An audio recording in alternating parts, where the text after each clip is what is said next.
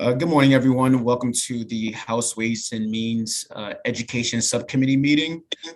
Today, we will discuss a few bills, and I'm adding two bills on in case we have time to discuss as well, that the chair and others are interested in moving. Just some housekeeping rules. This is a new session. And for the new members here, what I'm asking for is all of the advocates to keep their videos off. And you can raise your hand to ask a question, but not to ask a question, but to clarify things if necessary.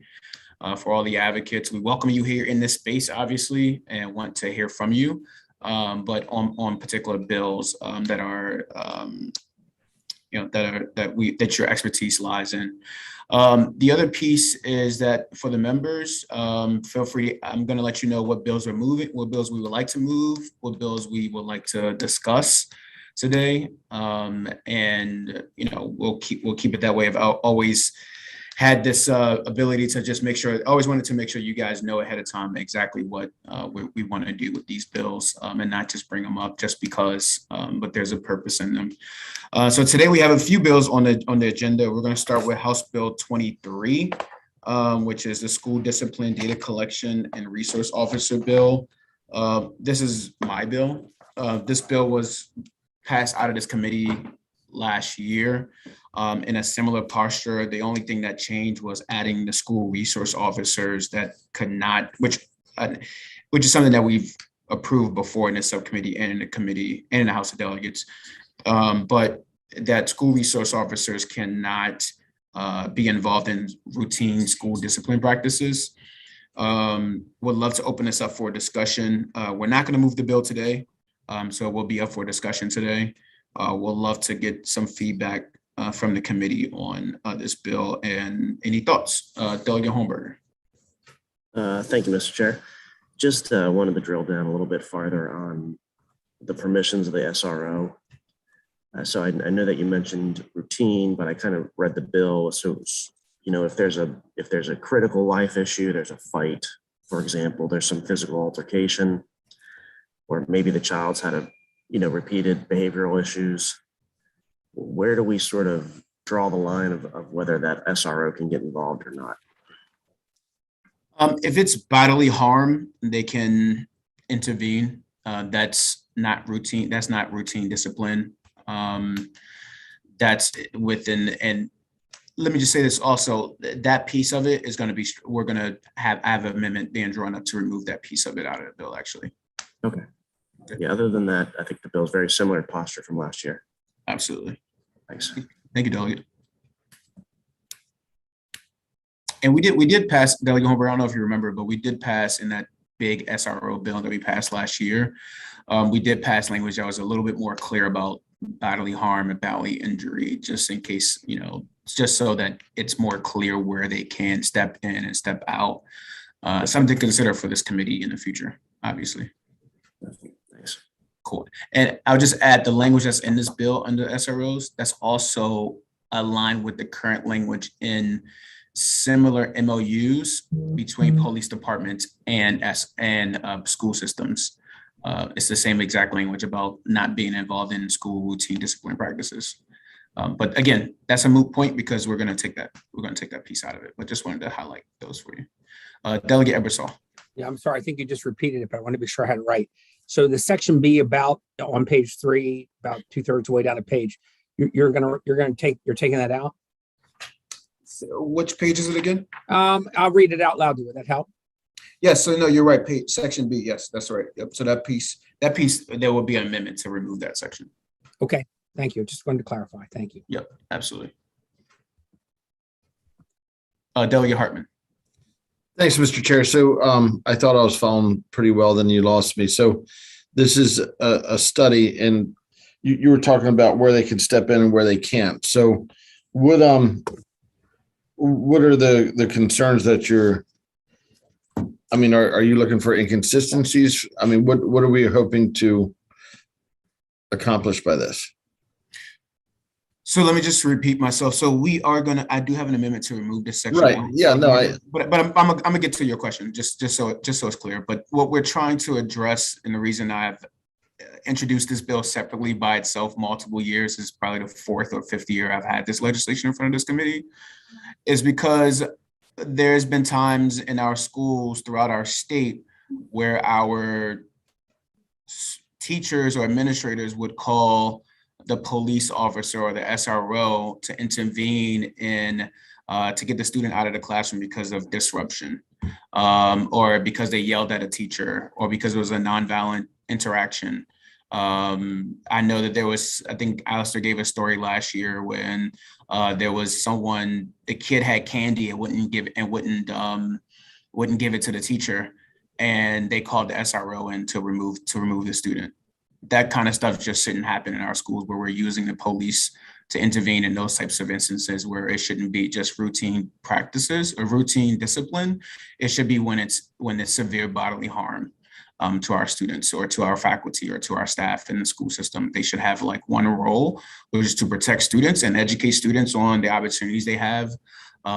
We know our SROs, do a pretty good job in our schools and are trained, but we should make sure that they're trained not to intervene in low-level student misconduct behavior. okay, thanks. That helps clarify a lot. Thank you. No problem. Delia Rose, good to see you. Just a quick question. I went back over to the floor system and looked at the written testimony, and I don't have anything in my notes from the hearing. Did the Center for, always forget what it's called, the Center for School Excellence, where we're doing all of the training, doing the SOPs, did they weigh in on the bill? And do you have anything from them? Delegate, I'm looking through my notes right now and I'm not seeing anything from them yet.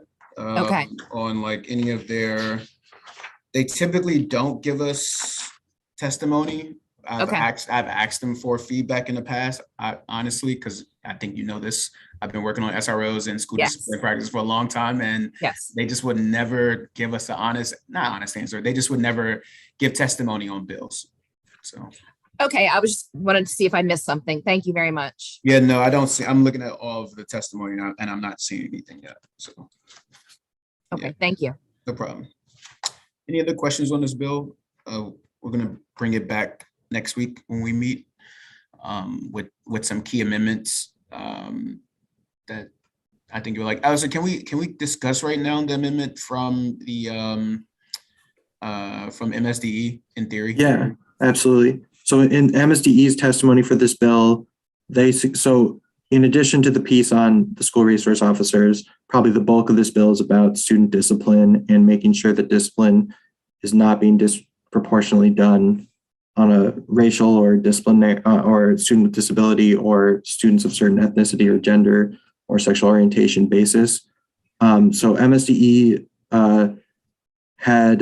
so under this bill, if a school is doing that, if they are suspending, say 10% if they're an elementary school of their Black students, or 25% if they're a high school, then they would be marked as a high suspending school. What MSDE asked for in their amendment, in their proposed amendment, was that process, setting that threshold, be up to MSDE, and that MSDE would come up with a threshold to set by December of this year, and that the school funding would be removed at MSDE's discretion if schools were not following the threshold that MSDE required. So for instance, if a school was, say, suspending 4 times the number of students with disabilities as students without disabilities, then that would be a problem.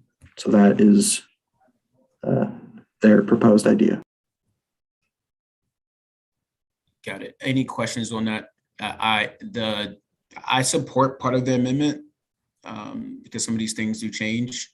I do support part of it. I did have a long discussion with them, so I'm okay with it. Any discussion on this? Because we're gonna consider this next week, and we'll get the amendments out to you all next week too, so you all have them ahead of time. Alistair, is there any other, Delegate Guyton? Thank you, Mr. Chair. My question really is about the MSD involvement in setting those ratios. I know that before MSDA did set the ratios and it was 3-1, right? And I'm not sure if I know all of the changes since I was there. I feel like that's a little bit high. Have you had conversations about to determine if they would be required to kind of pin down a lower ratio or what they would plan to do with that? It's just my concern that you want to get real information and you want there to be changes from this bill, and if they have complete control over it, I'm not sure we'll get there. So I'm not going to vote against the bill, but if there's a way to pin that down a little bit more, might be a good idea in my experience. I agree with your concern. Honestly, Alistair, you want to take that?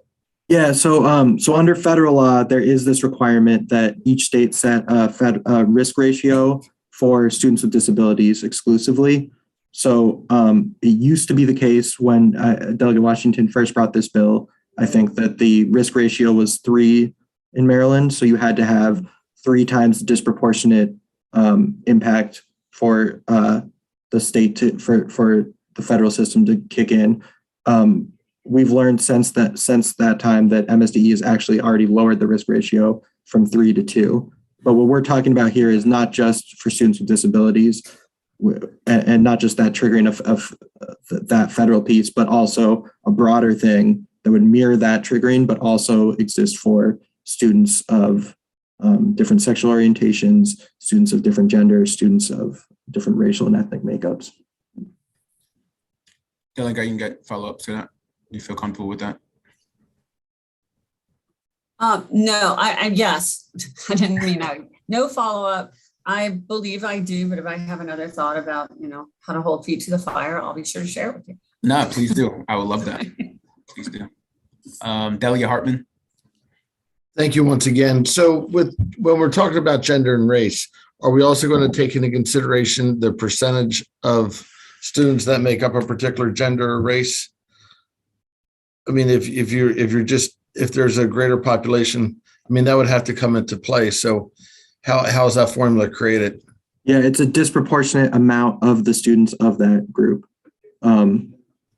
You could get into specifics if there's too few students of that group to, make a meaningful calculation, I think, if you wanted to regulate that far. But yeah, it's a disproportionate number of the students in that group that triggers this.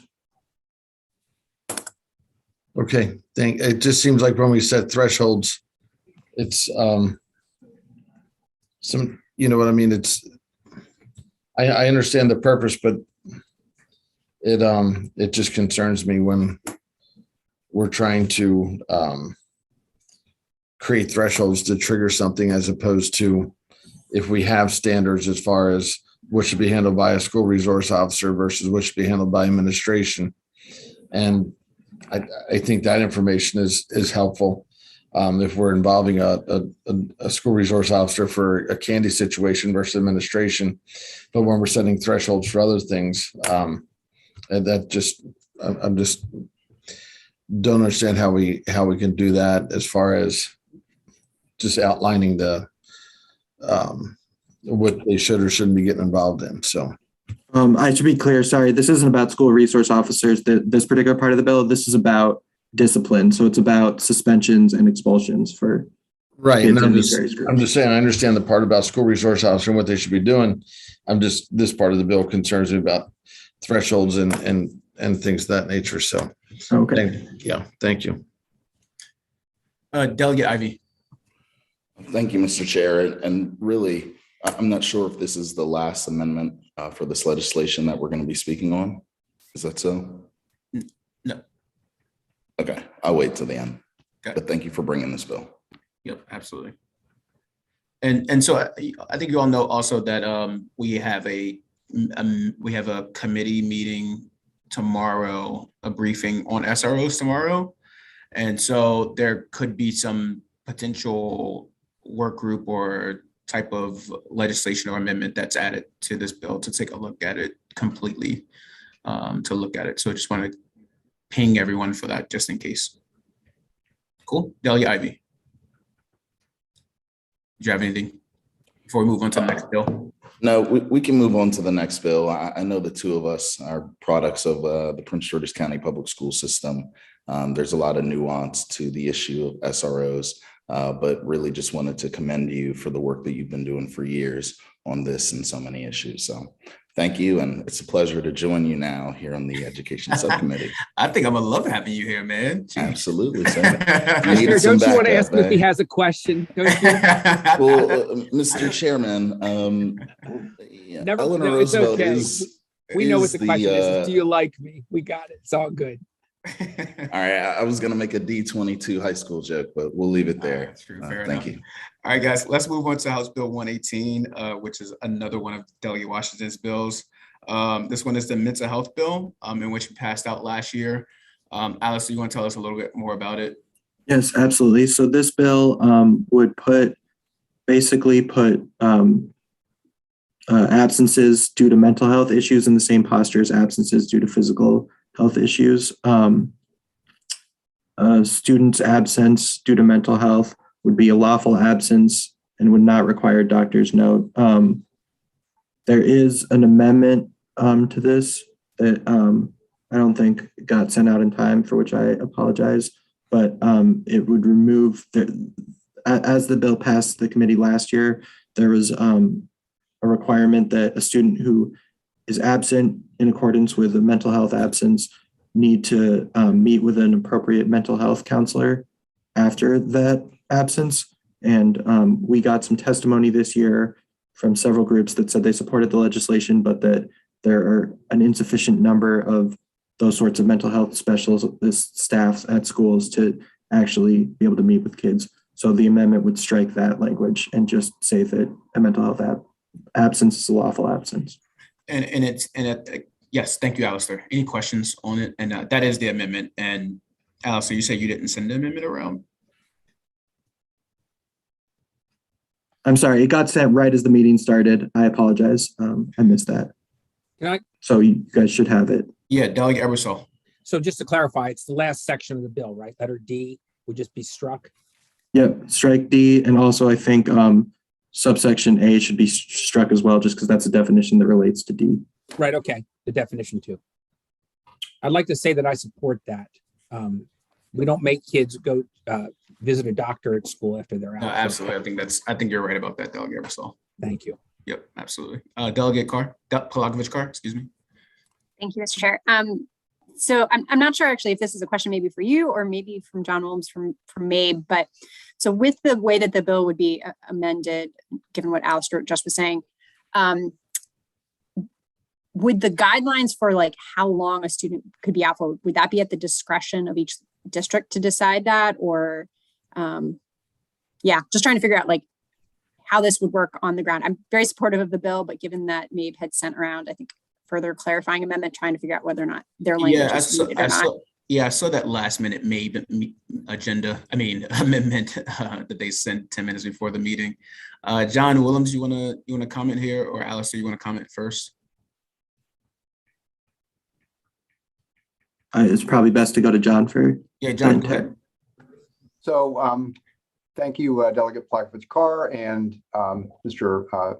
Chairman. And yes, May would have certainly liked the opportunity to testify on the bill at the hearing to articulate our support for the bill. I mean, our support for the amendment that was just described. I mean, my amendment regarding the meeting with the school mental health professional was actually a little more maybe prescriptive, as it relates to school services to inform the student of their opportunity to meet with somebody, which I think we would want to do anyway. Hey, Mr. Williams, yeah. Can you do us a favor and just go through your amendments for us? Sure, absolutely. I think I might have chaired the committee at that point. I think I might have missed you for that one, or maybe I didn't. I can't remember. But go ahead. Just tell us about your amendment so we all know what the amendment does. So we would like the words "a limited," so to refer to the absences as limited absences are allowed by law for mental health reasons as lawful absences, excused absences. And we would like them to say in accordance with local board policies and procedures, which would put it parallel, as Alistair described, to the way other physical health illness absences are treated. So it is that, 1 to 2 day, but if you get into the 2 or 3 days, we're very concerned about even lawful absences negatively impact students keeping up with their academic responsibilities. And there was just a briefing to the State Board of Education last week on that very topic. And Superintendent Chaudhry is very passionate about us really restricting kids being out of school, even for excused reasons. And so those are the amendments, in a couple instances, inserting in accordance with local board policies and procedures. Very important that we do that on our end, so that our principals and our attendance staff are fully informed through their training that this is, kind of new rules, if you will. Absolutely. Thank you, John. Delegate Ebersol. Thank you, Mr. Chair. So I'm curious if you can enlighten us. Do counties tend to have similar policies for absences due to sickness? Are there limits on the amount of time, or is there a time when they begin? And I think they do, but maybe you could give us a general idea of what they're like. I know that they're different from county to county, probably. Yes, Delegate Ebersol. It would typically really beyond 1 day, and often for an absence for 1 day, there is typically not even the demand for a written excuse for that absence. But I will say it's also even within school systems, there's a school climate issue here, right? So if you have a school that has real attendance issues, they're going to be stricter about requiring proof of the parent or guardian's awareness of the absence. We also have automated systems. So as a parent, you get the call, your child was not in period 4 today. And if they missed the whole day, sometimes you would get your child was not in period 1, 2, 3, 4, 5, or 6 today. And so there are these automated systems that information is plugged in by the attendance staffer, typically in the central office of the school. And so that system is going to look a little different in each of the local school systems.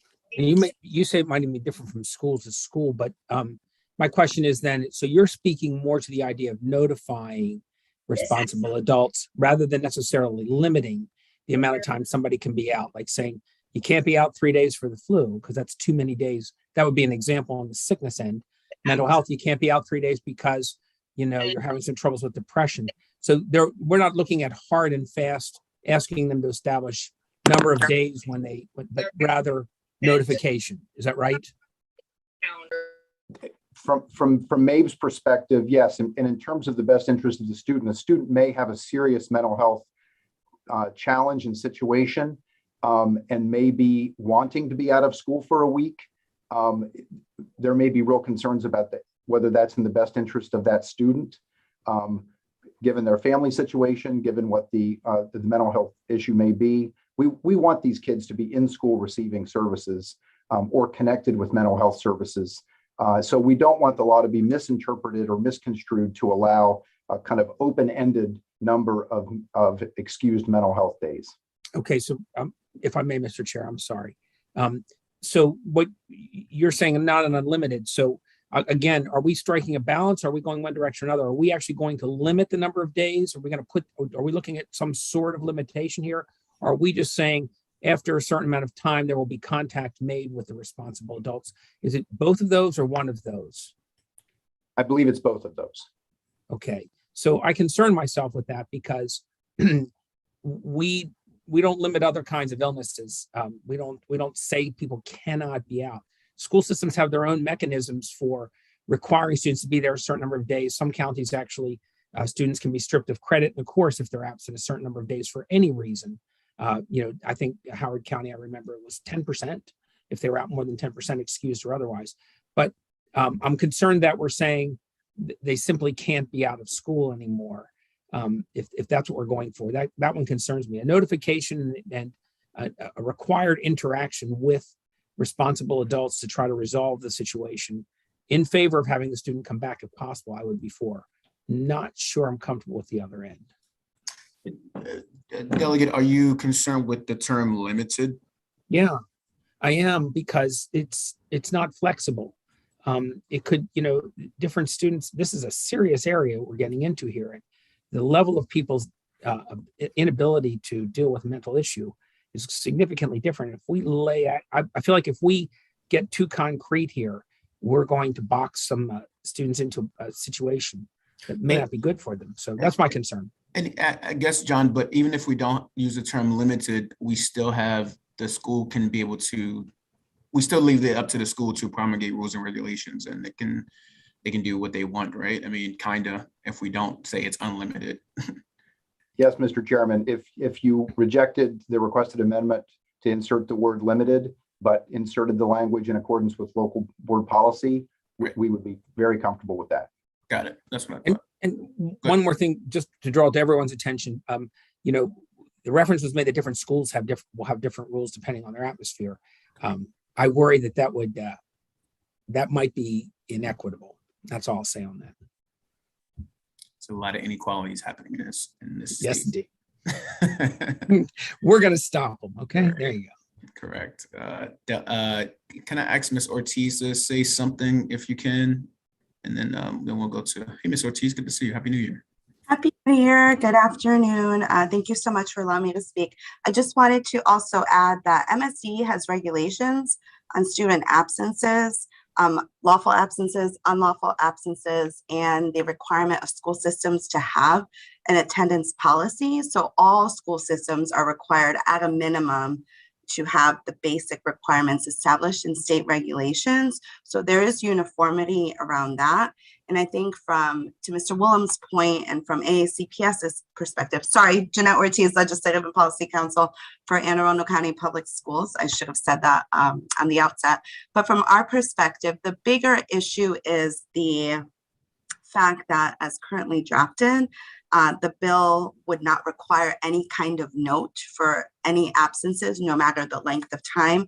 And so from a school system perspective, that's a little concerning, because now we do, as Mr. Willem stated, require a physician's note after a certain time frame, typically around 2 or 3 days, 3 days for us, a note, not necessarily that the student cannot continue to be absent, but just a documented note. And that's for all of the reasons Mr. Willem's already stated, as far as ensuring that the student is safe, receiving services, school climate, etc. So that's really the point of, I think, the proposed language, which at least having us require a note. The other thing to consider is that also via MST regulations and guidelines, there are truancy, right? We have truancy laws, we have truancy regulations, there's habitual absences, and there are different number of absences per semester and year, which trigger truancy or habitually absent student.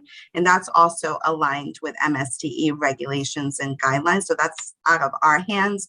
So even if a student is lawfully absent, if they have been absent for a considerable amount of time, there are concerns there with the student receiving the appropriate educational programming and what the school would need to do.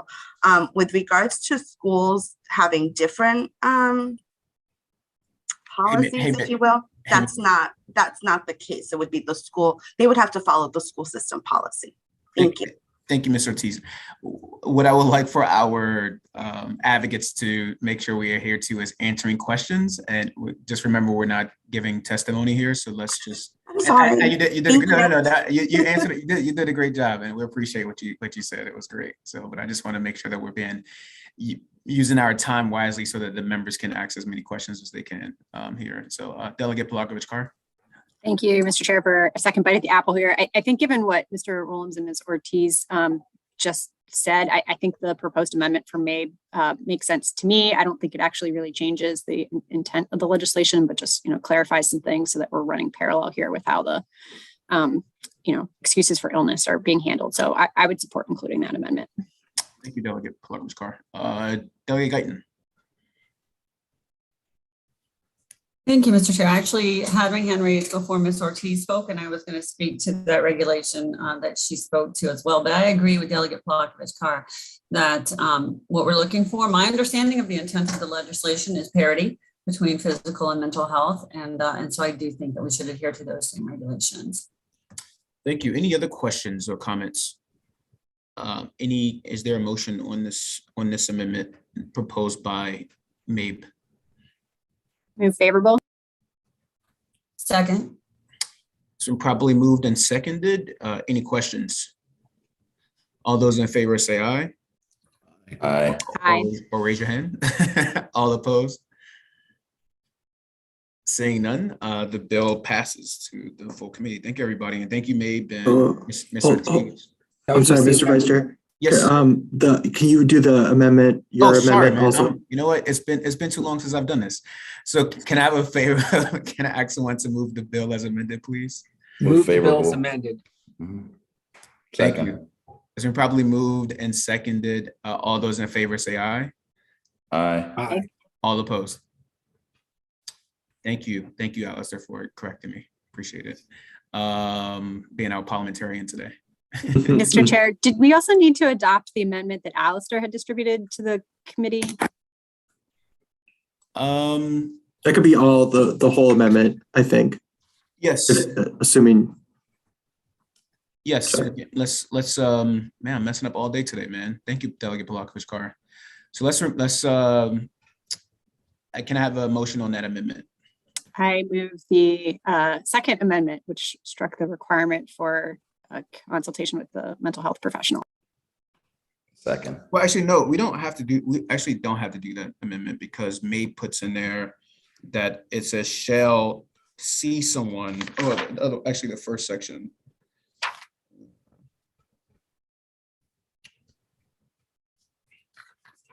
Actually, I think you're right. Yeah, They did address that. They cross that out, so you don't have to see someone. It's actually just so they can provide you with your options. So I think Mabe took care of that one for us. Sorry for the confusion. Thank you. Appreciate that. I did something right today. All right. Let's move on to might be our last bill, guys. Delegate Roots bill, which is House Bill 84. Alistair, you want to tell us what this bill does?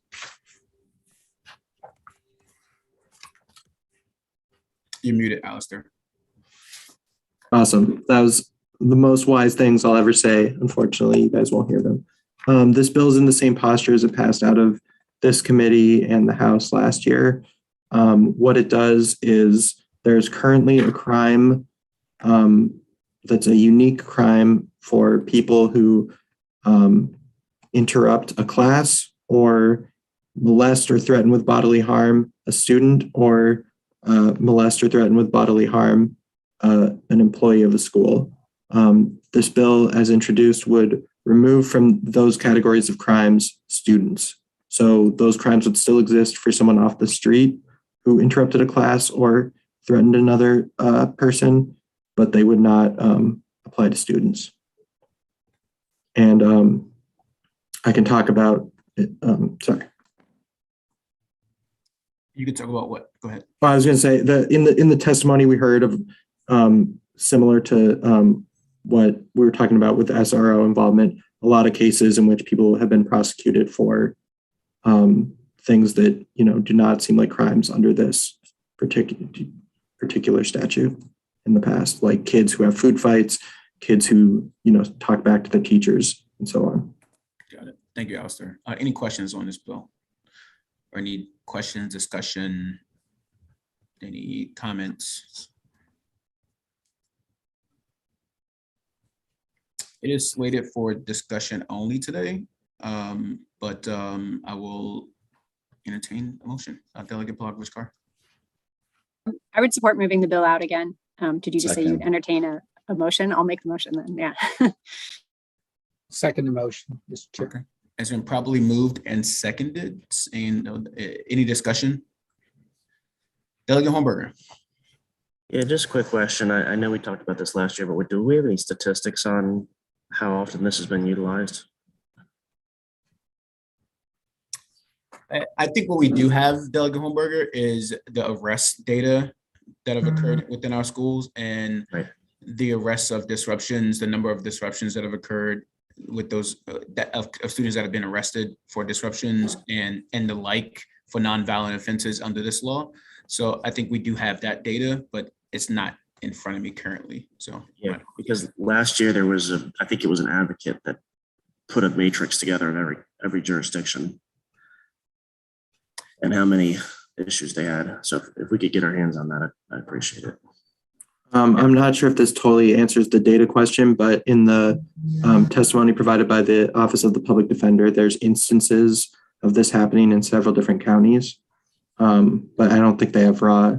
Let's see. They have data on the percentage of different students who've been prosecuted under it, but not on I don't think the raw numbers.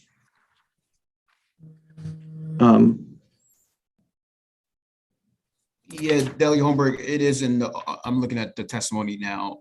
If you go into your house system, you'll see it. It's under the Maryland Office of Public Defender. And I do remember that testimony last year was pretty, it was a lot of great data in there. And this document has just a bunch of data and statistics within it too. Okay. Yeah, I'm looking that up now. Thanks. Cool, you got it. Delegate Guyton. Thank you, Mr. Chair. I believe I know the answer, but I would like to just clarify this before the vote. The term molest and these different legal repercussions that we're removing student from the code regarding, those would still be prosecutable by law enforcement if they actually rose to the level of criminal intent, right, or an actual crime.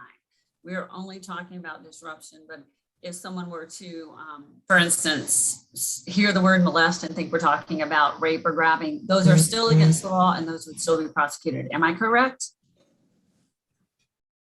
Yes, there are other crimes, most notably second-degree assault would cover both of those instances for both the student and someone else. This is a separate crime that could also be prosecuted in addition to that for, if this bill were to pass, for someone who's not a student, but a student could still be prosecuted under that. Okay, thank you very much for that clarification. It's more for the public so that they really understand this bill. Thanks. Thank you, Delegate Guyton. Delegate Hartman. Thank you, Mr. Chair. So just so I understand correctly, if this bill were to pass and an enrolled student, what would be the worst thing they could do and not be charged because of the student protection? They could be suspended or expelled. But what crime would, I mean, or what, they would still be charged. Infraction if they could they do? If they threaten their teacher, you know, will they be protected by the fact that they're a student? There could still be a charge brought against them for second-degree assault for a threat to a teacher, or if there's some other threats that are in code, like if they threaten to blow up the school, that's a separate crime that could be brought against them. So there are other crimes that would probably cover that instance. So help me understand what level of crimes are we protecting the students from with this? Like, what's the worst thing that they could do and they're protected?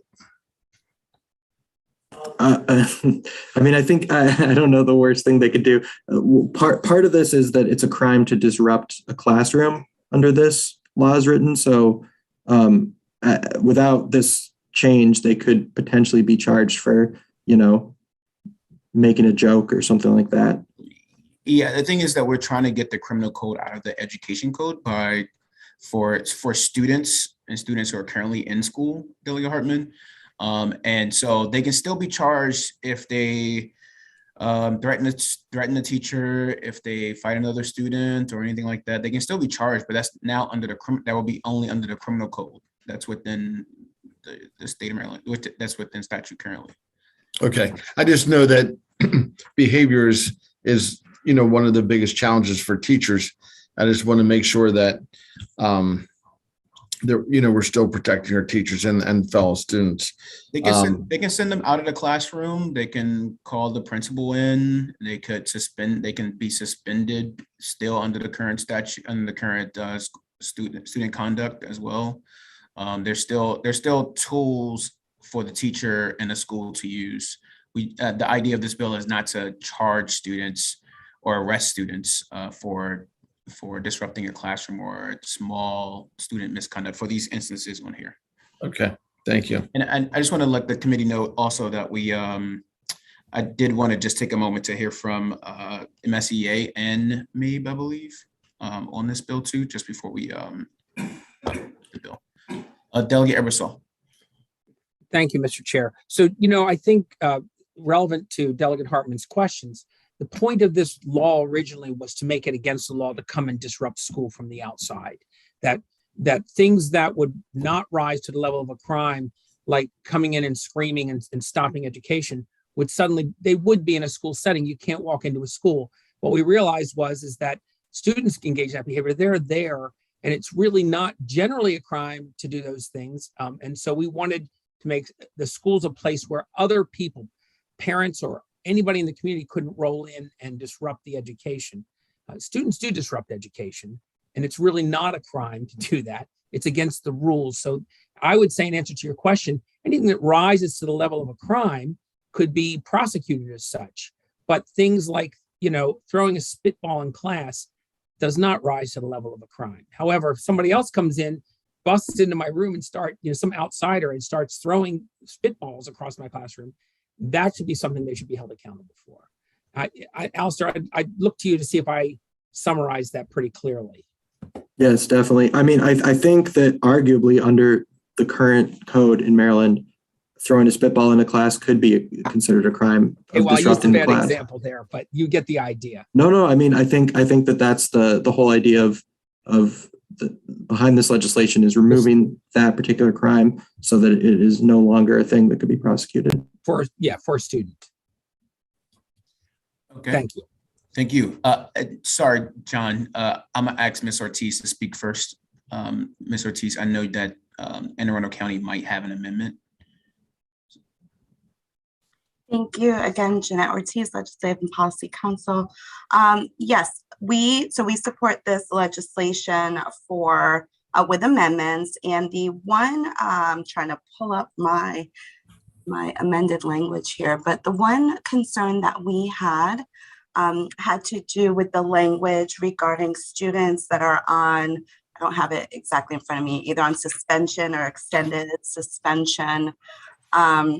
And only because from a safety perspective, we didn't feel that those students should be exempt from this. If a student is on an suspension or expulsion or something of that nature, it's for a serious reason, right? Students aren't supposed to be suspended for just minor offenses.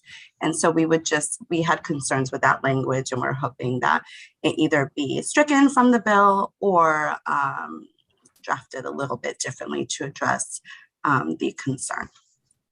Do you have that in writing, Ms. Ortiz? I do. I'm looking for it. It was. You know what? It was a letter of information, is what I sent. That's a letter of information.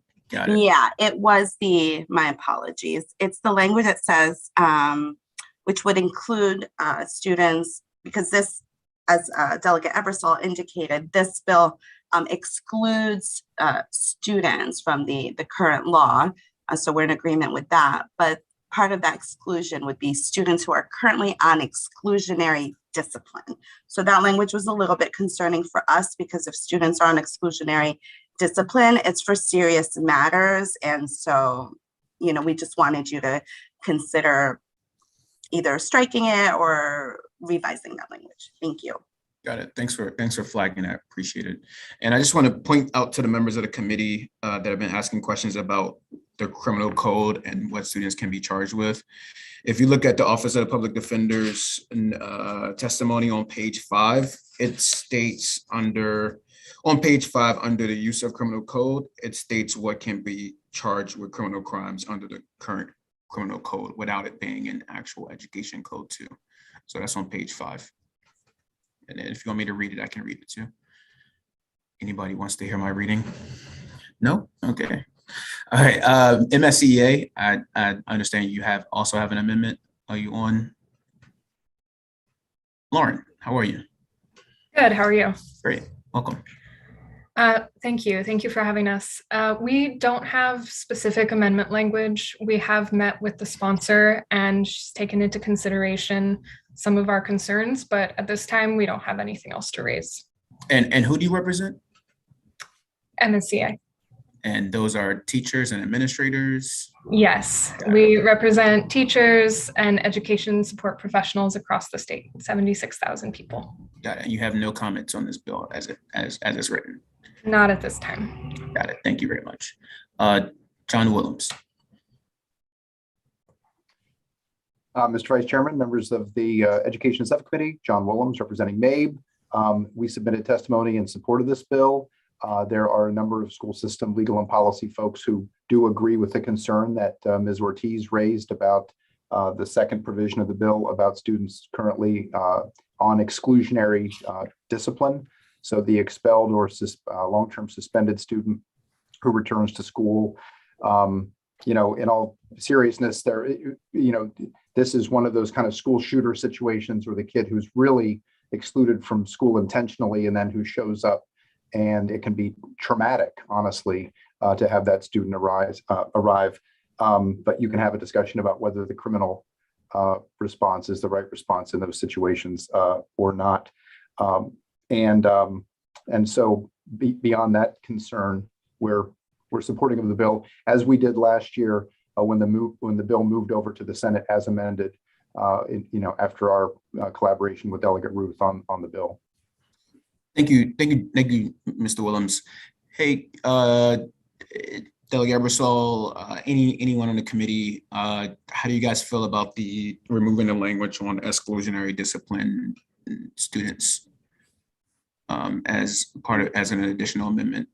So to clarify, the net effect would be that somebody who is under exclusionary discipline would fall into the same category as a community member then during their exclusionary period. Is that the concept there? Alistair, can you answer that?